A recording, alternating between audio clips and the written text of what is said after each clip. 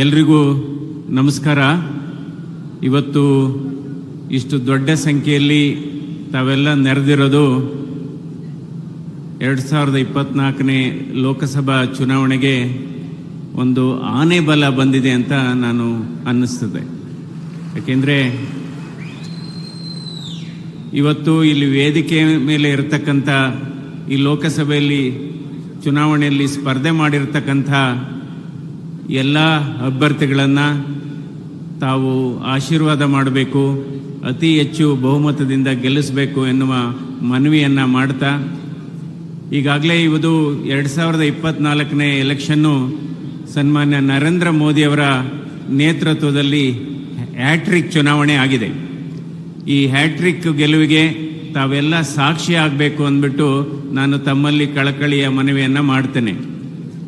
ಇವತ್ತು ಈಗಾಗಲೇ ನಂದೀಶ್ ರೆಡ್ಡಿಯವರು ಮತ್ತು ರಾಮಮೂರ್ತಿಯವರು ಎಲ್ಲ ಹೇಳಿದ್ದಾರೆ ಏನು ಮಾಡಬೇಕು. ಯಾಕೆಂದರೆ ಇವತ್ತು ನಾವು ಎರಡು ಭಾರತವನ್ನು ನೋಡ್ತೇವೆ. ಎರಡು ಭಾರತ ಅಂದರೆ ನಾವು ವೈಮಾನಿಕವಾಗಿ ಆಕಾಶದಿಂದ ಭಾರತವನ್ನು ನೋಡಿದ್ರೆ ಅದರ ಚಿತ್ರಣನೇ ಬೇರೆ ಇರುತ್ತೆ. ಆದರೆ ನಿಜವಾದ ಭಾರತವನ್ನು ನಾವು ಅರ್ಥ ಮಾಡ್ಕೋಬೇಕಾದ್ರೆ ರೈಲಿನಲ್ಲಿ ಪ್ರಯಾಣ ಮಾಡಬೇಕು.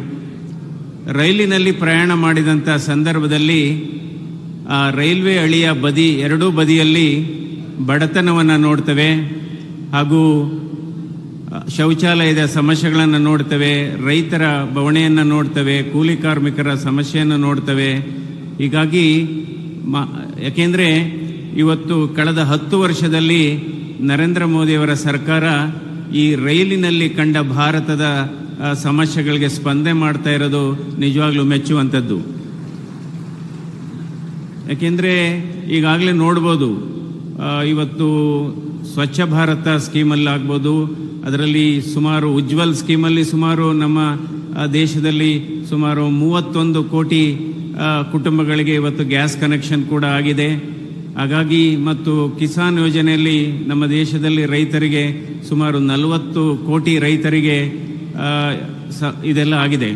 ನಮ್ಮ ಬೆಂಗಳೂರನ್ನೇ ನೋಡಿದರೆ ಇವತ್ತು ಬೆಂಗಳೂರು ನಗರಕ್ಕೆ ಕೊಟ್ಟಂಥ ಅದ್ಭುತವಾದಂಥ ಕೊಡುಗೆ ಮೆಟ್ರೋ ಆಗ್ಬೋದು ಮತ್ತು ಏರ್ಪೋರ್ಟ್ ಟರ್ಮಿನಲ್ 2ಗೆ ಸುಮಾರು 6,000 ಕೋಟಿ ವೆಚ್ಚದಲ್ಲಿ ಟರ್ಮಿನಲ್ 2 ಮಾಡಿ ಅದು ಇಡೀ ವಿಶ್ವದಲ್ಲೇ ಒಂದು ಹೆಸರು ಮಾಡಿದೆ ಟರ್ಮಿನಲ್ 2. ಸೊ ಮತ್ತು ಎಕ್ಸ್ಪ್ರೆಸ್ ಹೈವೇಗಳು ಅಂದರೆ ಇವತ್ತು ಮೋದಿಯವರ ಸರ್ಕಾರ ತುಂಬ ಅತ್ಯುತ್ತಮವಾದಂಥ ನಿರ್ಧಾರವನ್ನು ತಗೊಳ್ತಾ ಇದೆ. ಫಾರಿನ್ ಇನ್ವೆಸ್ಟ್ಮೆಂಟು ಡಿಫೆನ್ಸ್ ಸೆಕ್ಟರ್ಗೆ ಕೊಟ್ಟಿದೆ. ಇವತ್ತು 49% ಡಿಫೆನ್ಸು. ನಮ್ಮ ಈ ರಕ್ಷಣಾ ಇಲಾಖೆಗೆ ಬೇಕಾದಂಥ ಬಹಳ ಉಪಕರಣಗಳಾಗ್ಬೋದು, ಯುದ್ಧೋಪಕರಣಗಳಾಗ್ಬೋದು, ಭಾರತದಲ್ಲೇ ತಯಾರಿಸುವಂಥ ಕ್ರಮಕ್ಕೆ ಚಾಲನೆ ಆಗಿದೆ. ಅದಕ್ಕೆ ಫಾರಿನ್ ಇನ್ವೆಸ್ಟ್ಮೆಂಟ್ ಇನ್ ರೈಲ್ವೇಸ್ ಆಗಿದೆ, ಫಾರಿನ್ ಇನ್ವೆಸ್ಟ್ಮೆಂಟ್ ಇನ್ ಪೆನ್ಷನ್ಸ್ ಆಗಿದೆ, foreign investment in express highways ಆಗಿದೆ. ಈ ರೀತಿ ನಾವು ಅನುದಾನ ಅಂತ ಹೇಳ್ತೀವಿ. ಯಾಕೆಂದರೆ ಗೌರ್ಮೆಂಟ್ ಆ್ಯಂಡ್ ಗವರ್ನೆನ್ಸು ಬಹಳ ವ್ಯತ್ಯಾಸ ಇದೆ. ಎಲ್ಲ ಸಂದರ್ಭದಲ್ಲೂ ಯಾವುದಾದ್ರೂ ಗೌರ್ಮೆಂಟ್ ಇದ್ದೇ ಇರುತ್ತೆ, ಆದರೆ ಗವರ್ನೆನ್ಸ್ ಅನ್ನೋದು ಬಹಳ ಮುಖ್ಯವಾದದ್ದು. ಗವರ್ನೆನ್ಸ್ ಇರಬೇಕಾಗತ್ತೆ. ಸೊ ಹೀಗಾಗಿ ಅನುದಾನ ಅಂತ ನಾವು ಹೇಳ್ತೀವಿ. ಅನುದಾನ ಒಂದು ಭಾಗ, ಅನುದಾನಕ್ಕಿಂತ ಬಹಳ ಮುಖ್ಯವಾದದ್ದು ಅನುಷ್ಠಾನ ಅನ್ನೋದು ಬಹಳ ಮುಖ್ಯ. ಯಾಕೆಂದರೆ ಇವತ್ತು ಈ ನರೇಂದ್ರ ಮೋದಿಯವರ ಸರ್ಕಾರದಲ್ಲಿ ಅನುದಾನದ ಜೊತೆ ಅನುಷ್ಠಾನ ಆಗ್ತಾ ಇದೆ, ಅನುಷ್ಠಾನದ ಜೊತೆ ನಿರ್ವಹಣೆ ಕೂಡ ಅದ್ಭುತವಾಗಿ ಆಗ್ತಾ ಇದೆ. ಹೀಗಾಗಿ ಇವತ್ತು ತಾವೆಲ್ಲರೂ ಕೂಡ ಅತಿ ಹೆಚ್ಚಿನ, ಏಕೆಂದರೆ ಅವರು ಒಂದು ಸಂದೇಶವನ್ನು ಕೊಟ್ಟಿದ್ದಾರೆ. ಈ ಲೋಕಸಭಾ ಚುನಾವಣೆಯಲ್ಲಿ 400ಕ್ಕೂ ಹೆಚ್ಚು ಲೋಕಸಭಾ ಸದಸ್ಯರನ್ನು BJP ಮತ್ತು NDA ಕೂಟದಿಂದ ನನಗೆ ಕಳಿಸಿಕೊಡಬೇಕು ಅನ್ನುವ ಸಂದೇಶವನ್ನು ಏನು ಕೊಟ್ಟಿದ್ದಾರೆ. ಇಲ್ಲಿ ಕುಳಿತಂಥ ಎಲ್ಲ 5 ಜನರು ಕೂಡ ಈ 400ರ ಪಟ್ಟಿಯಲ್ಲಿ ಇರ್ತೀವಿ ಅಂತ ನಾನು ಹೇಳ್ತೇನೆ.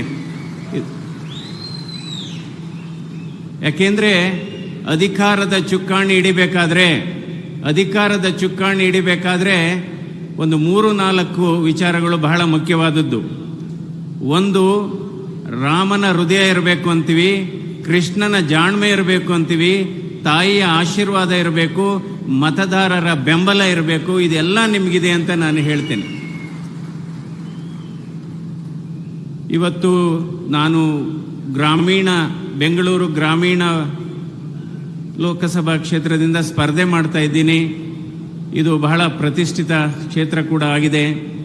ನಾನು ಈಗಾಗಲೇ 8 ವಿಧಾನಸಭೆ ಕ್ಷೇತ್ರಗಳನ್ನು ನಾನು ಭೇಟಿ ಮಾಡಿದಾಗ ಜನರ ಒಲವು ಕಾಣ್ತಾ ಇದೆ.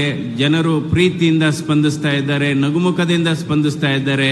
ಅದರಿಂದ ನನಗೆ ವಿಶ್ವಾಸ ಇದೆ, ನಾನು ಗೆಲುವನ್ನು ಸಾಧಿಸ್ತೀನಿ ಅನ್ನುವ ವಿಶ್ವಾಸ ನನಗಿದೆ. ಅಂದರೆ ನಂತರ ಇವತ್ತು ಫುಡ್ ಸೆಕ್ಯೂರಿಟಿ ಬಗ್ಗೆ ನಾವು ಮಾತಾಡ್ತೇವೆ. ಈ 5 kg ಅಕ್ಕಿ ಕೊಡ್ತಾ ಇರೋದು ಯಾರು? ಈ 5 kg ಅಕ್ಕಿ ಕೊಡ್ತಾ ಇರೋದು ಕೇಂದ್ರ ಸರ್ಕಾರ. ಅದನ್ನು ನಾವು ತಲುಪಿಸಬೇಕಾಗಿದೆ ಜನರಿಗೆ. ಯಾಕೆಂದರೆ ಇವತ್ತು ಫುಡ್ ಸೆಕ್ಯೂರಿಟಿ ಸುಮಾರು 60 ಕೋಟಿ ಜನರಿಗೆ ನಮ್ಮ ದೇಶದಲ್ಲಿ ಕೊಡ್ತಾ ಇದ್ದಾರೆ. ನಂತರ ನಾವು ಇವತ್ತು ಹೃದಯಘಾತ ಅನ್ನೋದು ಕೇವಲ ಶ್ರೀಮಂತರ ಕಾಯಿಲೆ ಆಗಿಲ್ಲ, ಇದು ಕೇವಲ ನಗರವಾಸಿಗಳ ಕಾಯಿಲೆ ಆಗಿಲ್ಲ, ಬಡ ರೈತರ ಮತ್ತು ಕೂಲಿ ಕಾರ್ಮಿಕರ ಕಾಯಿಲೆ ಕೂಡ ಆಗಿದೆ. ಹೇಳದೇ ಆದರೆ ಇವತ್ತು ಈ ಹೃದಯಘಾತ ಒಂದು ಜಾತ್ಯತೀತ ಕಾಯಿಲೆ ಆಗಿದೆ ಅಂತ ಹೇಳ್ಬೋದು. ಎಲ್ಲರಿಗೂ ಬರ್ತಾ ಇದೆ ಅದು. ಮೊದಲು ಈ ರಕ್ತನಾಳ ಬ್ಲಾಕೇಜ್ ಆದಾಗ ಸ್ಟೆಂಟ್ ಅಂತ ಕೂರಿಸ್ತೀವಿ. ಆಂಜಿಯೋಪ್ಲಾಸ್ಟಿ ಸ್ಟೆಂಟ್ ಮಾಡಿ ಆ ರಕ್ತನಾಳವನ್ನು ನಾವು ಸರಿ ಮಾಡ್ತೀವಿ. ಈ ಸ್ಟೆಂಟ್ ಬೆಲೆ ಏನಿತ್ತು ಅಂದರೆ ಮೊದಲು 70,000 1 ಲಕ್ಷ ಇತ್ತು. ನರೇಂದ್ರ ಮೋದಿ ಅವರ ಸರ್ಕಾರ, ಅನಂತಕುಮಾರ್ ಅವರು ಇದ್ರು ಆವಾಗ, 2015 ಅನ್ಸುತ್ತೆ. ಆವಾಗ ಈ ಸ್ಟೆಂಟ್ ಬೆಲೆಯನ್ನು 70,000ದಿಂದ 25,000ಕ್ಕೆ ಇಳಿಸಲಾಗಿದೆ. ಸೊ ಹೀಗಾಗಿ ಹಲವಾರು ಇವತ್ತು ತಮ್ಮೆಲ್ಲರ ಕೈಯಲ್ಲಿ ಇತಿಹಾಸ ಬರೆಯತಕ್ಕಂಥ ಒಂದು ಶಕ್ತಿ ಇದೆ ಮತ್ತು ಭವಿಷ್ಯವನ್ನು ರೂಪಿಸುವಂಥ ಒಂದು ಶಕ್ತಿ ಇದೆ. ಸದೃಢ ಭಾರತ ಮತ್ತು ಬಲಿಷ್ಠ ಭಾರತವನ್ನು ಕಟ್ಟಲಿಕ್ಕೆ ನಾವೆಲ್ಲ ಸಾಕ್ಷಿಯಾಗಬೇಕು.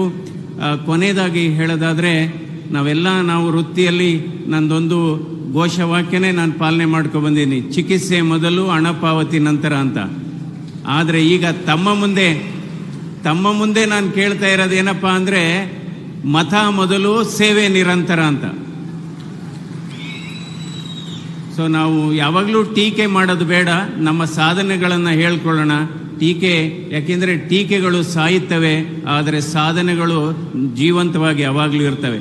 ಈಗ ಎಲ್ಲರಿಗೂ ನಮಸ್ಕಾರ.